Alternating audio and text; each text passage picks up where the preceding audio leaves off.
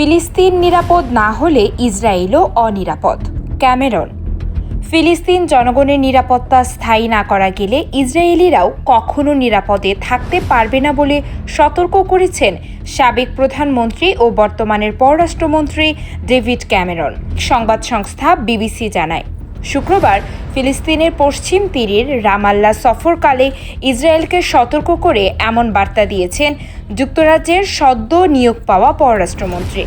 Ramallah সফরকালে ফিলিস্তিনের president Mahmoud Abbas এবং অন্যান্য ফিলিস্তিনি নেতাদের সঙ্গে বৈঠক করেন ক্যামেরন। তিনি বলেন, ইসরায়েলি বসতি স্থাপনকারীরা ফিলিস্তিনিদের উপর যে সহিংসতা চালাচ্ছে তা সম্পূর্ণভাবে অগ্রহণযোগ্য। এর আগে যুক্তরাষ্ট্রের পররাষ্ট্র দফতরের সামাজিক মাধ্যম এক্সে পোস্টে বলেছে, ইসরায়েলকে অবশ্যই এই সহিংসতা রোধ করতে হবে এবং দায়ীদের জবাবদিহি করতে হবে। এছাড়াও ক্যামেরন এসব ঘটনার রোধে ইসরায়েলকে সিদ্ধান্তমূলক পদক্ষেপ এবং এ অঞ্চলে মানবাধিকারের মান সমুন্নত রাখার উপর গুরুত্ব আরোপ করেন। ব্রিটিশ পররাষ্ট্রমন্ত্রী ডেভিড ক্যামেরন শুক্রবার বলেছেন, চলমান যুদ্ধে হতাহতের সংখ্যা অকল্পনীয়। ইসরায়েলের উচিত মানবাধিকার আইন সম্পর্কে আরও সচেতন হওয়া। কয়েক বছর রাজনীতি থেকে দূরে থাকার পর সম্প্রতি ব্রিটিশ পররাষ্ট্রমন্ত্রী হিসেবে নিয়োগ পেয়েছেন ডেভিড ক্যামেরন।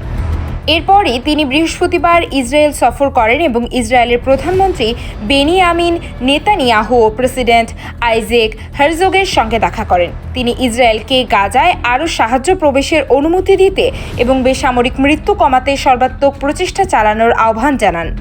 প্রসঙ্গত, 7 অক্টোবর হামাস ইসরায়েলে হামলা চালালে এর প্রতিক্রিয়ায় ইসরায়েলের হামলায় এখন পর্যন্ত 14,000-এর অধিক ফিলিস্তিনি নিহত হয়েছে, যার অধিকাংশই নারী ও শিশু।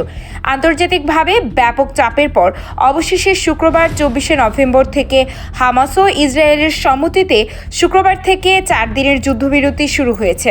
এরই মধ্যে হামাস 24 বন্দীকে মুক্তি দিয়েছে আর ইসরায়েল মুক্তি দিয়েছে 39 ফিলিস্তিনিকে। এছাড়া গাজায় শুক্রবার ত্রাণবাহী 200 ট্রাক প্রবেশ করেছে।